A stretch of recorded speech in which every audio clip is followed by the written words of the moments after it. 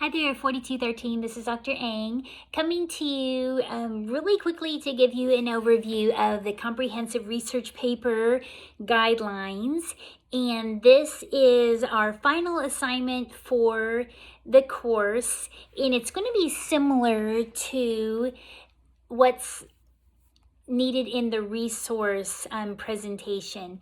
So this semester, I'm going to give you the option that you can actually choose the same topic if you would like to do your resource presentation that you also use for your research paper. So if you get a topic that is something you're passionate about, and when you're kind of diving into that, you want to further expand on that, then go ahead and roll out the full research paper on that same topic, and just send me a quick email and let me know that yes, you're going to use the same topic.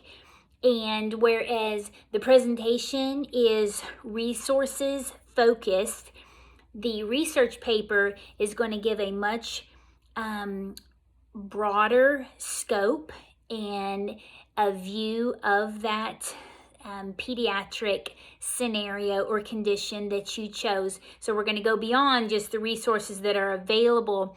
We're going to look, first in the research paper, you're going to give an overall, just an introduction to the illness, condition, issue. It can be something specific like spina bifida. It can be something over to poverty. You can take an aspect of DHS. You can take something such as screen time and how that affects whatever the condition, controversy, illness, whatever the pediatric, the challenge of childhood that you choose. We want to get an introduction to that. Let me log in here really quickly. Which children and families are at greatest risk for the topic that you're choosing? And then, are there genetic influences? Are there trends that you see when you're taking a deep dive into this topic? What's the incidence and prevalence of this condition or issue? How often do we see it? And is it, again, specific to certain parts of the country? Is it more urban, more rural? Where do we find this? Where's the prevalence of this? How often do we see it, and where? What is the what's the pathophysiology of this condition or illness? If you go that route and it's something of medical, and you can provide that. Any of these, if they don't apply and you've gotten the green light for me to do the condition or controversy or issue, even if it doesn't have certain aspects of these, if you've gotten the green light, then go ahead and that would not need to be part of it. But when you can include absolutely as much of this as you can, because we want to paint a very thorough picture of this when you're presenting this in your paper. Then describe signs and symptoms of the condition or issue. Discuss expected treatment and then management. How do you approach this condition? Are there growth and development considerations for the child? We want you to discuss that and just kind of unfold that and peel back the layers and help us to understand. Are there financial concerns of the individual, family, society? Is this a global aspect?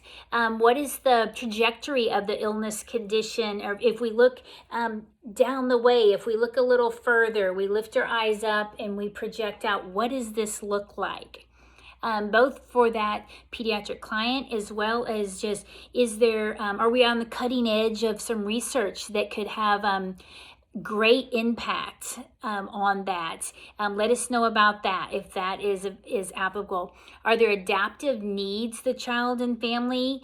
Are there certain things that are known to be resources? Again, you can pull in that resource aspect. Are there adaptive devices that they need, and what does that look like with a child as we know that they continue for growth and development, even physically? What does that look like? What is it when we're looking at trajectory? Does it start with crutches or a walker, and then does it progress into a wheelchair? Is there a progression, or just what, unfold that, and peel that back to help us to understand.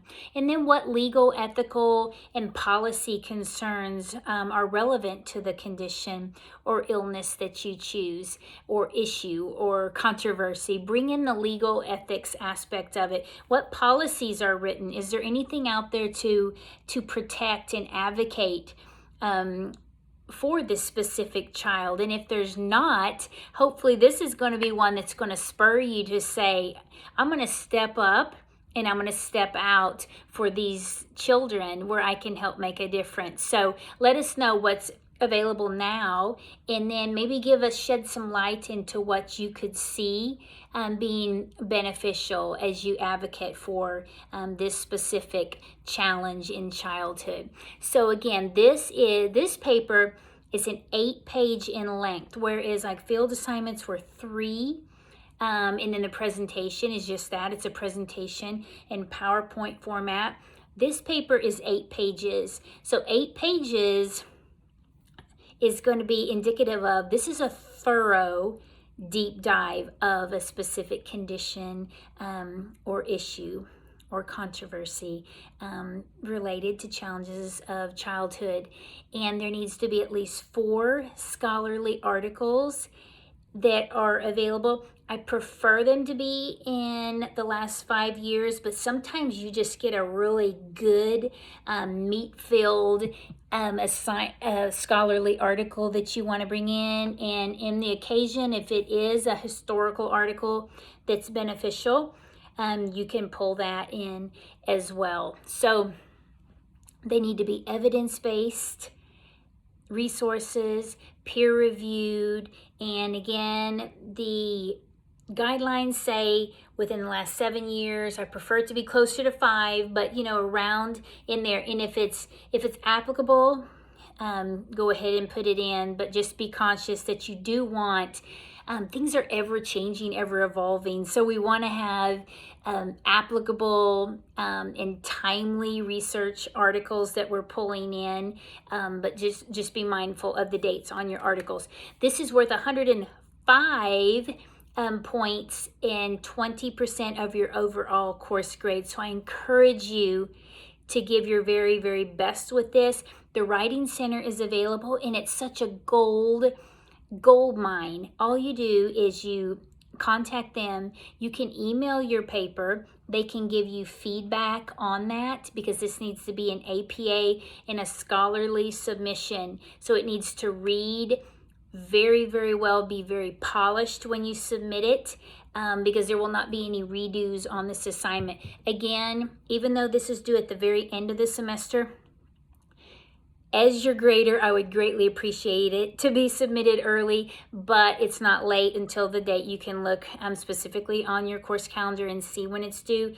If you could submit it early, I would greatly appreciate that, to give me time to give you some thoughtful feedback on those. If you submit it when it's due at the very end, then you'll receive a grade, but it's going to be crunch time as we're getting finals and everything at the end of the semester, so it may get caught up in the shuffle as far as you getting timely feedback. So if you value that feedback, again, let's submit it. Try to submit it a little bit early. If it's not submitted on time, again, reference your syllabus, because there's a hefty deduction taken, so you can see what that deduction is and when that is taken, so you won't have any surprises there.